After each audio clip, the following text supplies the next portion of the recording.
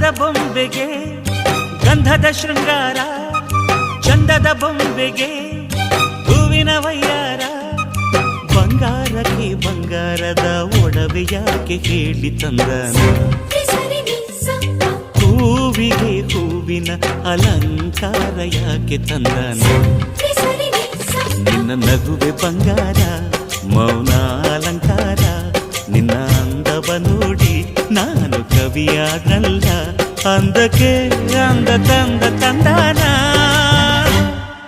ಅಂದದ ಬೊಂಬೆಗೆ ಗಂಧದ ಶೃಂಗಾರ,